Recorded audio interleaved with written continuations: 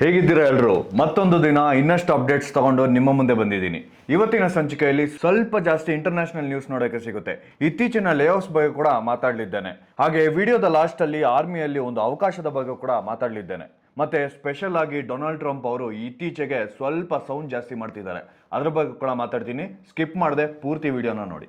ಜನವರಿ 20, 2025ರಂದು Donald Trump ಅವರು United States of ಅಮೆರಿಕದ president ಆಗಿ ಪದವಿ ಸ್ವೀಕಾರ ಮಾಡ್ತಾರೆ. ಅಲ್ಲಿಂದ ಸ್ಪೆಷಲಿ ನಮ್ಮ ದೇಶದ ಜನರಿಗೆ ಇವರಿಂದ ಇಂಡೈರೆಕ್ಟ್ ಆಗಿ ಕಷ್ಟ ಆಗ್ತಾನೆ ಇದೆ. ಸ್ಪೆಷಲ್ ಆಗಿ ಅಲ್ಲಿನ ಜನರಿಗೆ ಕೆಲಸಗಳನ್ನ ಕೊಡಬೇಕು ಅಂತ ಇವರ ಮೇನ್ ಸೂತ್ರ ಆಗಿರುತ್ತೆ. ಅದಕ್ಕೆ ಸಾಕಷ್ಟು NRI ಗಳನ್ನ ಆಲ್ರೆಡಿ ಅಲ್ಲಿಂದ ವೀಸಾಗಳು ಕ್ಯಾನ್ಸಲ್ ಮಾಡಿ ಕೆಲಸದಿಂದ ತೆಗೆದು ಕಳಿಸ್ಬಿಡಲಾಗಿದೆ. ಇದರ ಹಿನ್ನೆಲೆಯಲ್ಲಿ US defence secretary Pete Hegseth, Accenture, Deloitte ಸೇರಿದಂತೆ $5.1 ಬಿಲಿಯನ್ ಮೌಲ್ಯದ IT ಸರ್ವಿಸಸ್ ಕಾಂಟ್ರಾಕ್ಟ್ ಗಳನ್ನ ಕ್ಯಾನ್ಸಲ್ ಮಾಡಿದ್ದಾರೆ. ಮುಂದಿನ ಕಾಲ ಸ್ವಲ್ಪ ಕಷ್ಟದಿಂದ ತುಂಬಿರಬಹುದು. ಸೊ ನಾವೆಲ್ಲರೂ ಹುಷಾರಾಗಿ ಇರಬೇಕು. ಅಷ್ಟೇ ಅಲ್ಲ, ನಾವೆಲ್ಲರೂ ಸ್ವಲ್ಪ ಭಯ ಪಡೋ ವಿಷಯ ಇದೆ. ಭಾರತದಲ್ಲಿ ಇರೋ ಎಲ್ಲ US ಬೇಸ್ಡ್ ಕಂಪನಿಗಳಿಗೆ ಇಲ್ಲಿನವರನ್ನ ಹೈರ್ ಮಾಡೋದು ಬಿಟ್ಟು ಹಂಗೆ ಇಲ್ಲಿನವರನ್ನ ಜಾಬ್ ಇಂದ ತೆಗೆದು US ಸಿಟಿಸನ್ಸ್ ಗೆ ಜಾಸ್ತಿ ಕೆಲಸ ಕೊಡಬೇಕು ಅಂತ ಹೇಳಿರೋದ್ರಿಂದ ತುಂಬಾ ಲೇ ಆಫ್ಸ್ ಆಗ್ತಿದೆ. ಸುಮಾರು ಕಂಪನಿಗಳಲ್ಲಿ ಆಲ್ರೆಡಿ ತುಂಬಾ ಜನರನ್ನ ತೆಗೆದುಹಾಕಿದ್ದಾರೆ. ಸುಮಾರು 3 ವಾರಗಳ ಮುಂಚೆನೆ ನಮ್ಮ ಎಕ್ಸ್ಪೋರ್ಟ್ಸ್ ಗೆ ತುಂಬಾ ತಾರೀಫ್ ಚಾರ್ಜ್ ಮಾಡ್ತಿದೀವಿ ಅಂತ ಅವರ ಎಕ್ಸ್ಪೋರ್ಟ್ಸ್ ಗೆ ರೇಟ್ ಗಳನ್ನ ಜಾಸ್ತಿ ಮಾಡಿಬಿಟ್ರು. ಆದ್ರೆ ಈ ತಾರೀಫ್ ಜಾಸ್ತಿ ಮಾಡೋ ಆಟದಲ್ಲಿ ತುಂಬಾ ಹೊಡೆತ ತಿಂದಿದ್ದು ಚೈನಾನೇ. ಅವರ ತಾರೀಫ್ ನ 20% ಇಂದ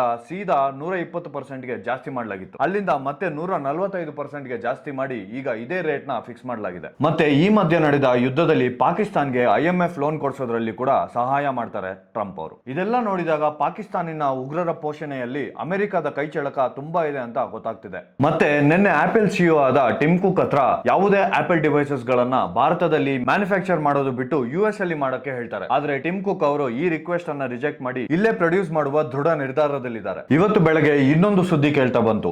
ಯಾವುದೇ ನಾನ್ US ಸಿಟಿಸನ್ ಆಗ್ಲಿ ಆ ದೇಶದಿಂದ ಬೇರೆ ದೇಶಕ್ಕೆ ಅಮೌಂಟ್ ಕಳಿಸಬೇಕು ಅಂದ್ರೆ ಡೈರೆಕ್ಟ್ ಆಗಿ 5% ಟ್ಯಾಕ್ಸ್ ಅನ್ನ ಅವರ IRS ಟ್ಯಾಕ್ಸ್ ಡಿಪಾರ್ಟ್ಮೆಂಟ್ ಗೆ ಡೈರೆಕ್ಟ್ ಆಗಿ ಹೋಗುತ್ತೆ ಅಂತ ಹೇಳ್ತಾರೆ. ಅದಕ್ಕೆ ಬೇಗ US ಅಲ್ಲಿ ಇರೋ ನಿಮ್ಮ ಸಂಬಂಧಿಕರಿಂದ ಏನಾದ್ರೂ ಕಾಸು ಬರಬೇಕು ಅಂದ್ರೆ ಇವಾಗ್ಲೇ ಕಳ್ಸ್ಕೊಂಡ್ಬಿಡಿ. ಇಷ್ಟೇ ಅಲ್ದಿರ ನಿನ್ನೆ ಇವರು ಯುನೈಟೆಡ್ ಅರಬ್ ಎಮಿರೇಟ್ಸ್ಗೆ ಭೇಟಿ ನೀಡ್ತಾರೆ.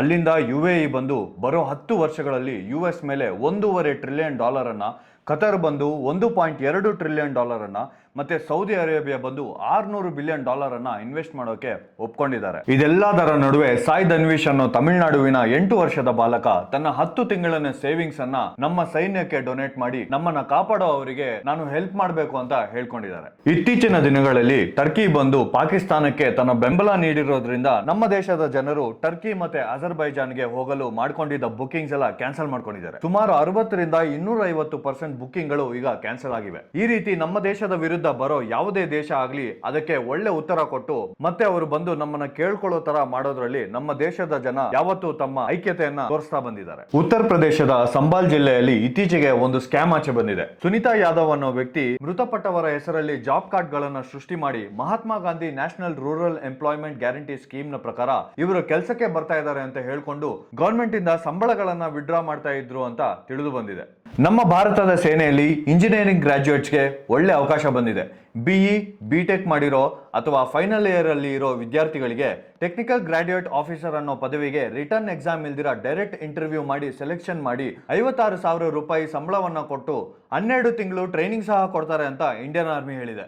ಈ ಪೋಸ್ಟ್ಗೆ ಅಪ್ಲೈ ಮಾಡಬೇಕು ಅಂದ್ರೆ ಸ್ಕ್ರೀನ್ ಮೇಲೆ ಕಾಣ್ತಿರೋ ಲಿಂಕ್ ನ ಯೂಸ್ ಮಾಡಿಕೊಂಡು ಅಪ್ಲೈ ಮಾಡಬಹುದು. ಇದಕ್ಕೆ ಅಪ್ಲೈ ಮಾಡೋಕೆ ಲಾಸ್ಟ್ ಡೇಟ್ ಬಂದು 29 ಮೇ. ಇನ್ನೊಂದು ವಿಷಯ ಬಂದು ಈ ಪೋಸ್ಟ್ ಬರೀ ಮದುವೆ ಆಗದೆ ಇರೋ ಗಂಡು ಮಕ್ಕಳಿಗೆ ಮಾತ್ರ. ಈ ಮಾಹಿತಿ ಉಪಯೋಗಕರ ಅಂತ ಭಾವಿಸೋ ಅವರಿಗೆ ಈ ವಿಡಿಯೋನ ಶೇರ್ ಮಾಡಿ.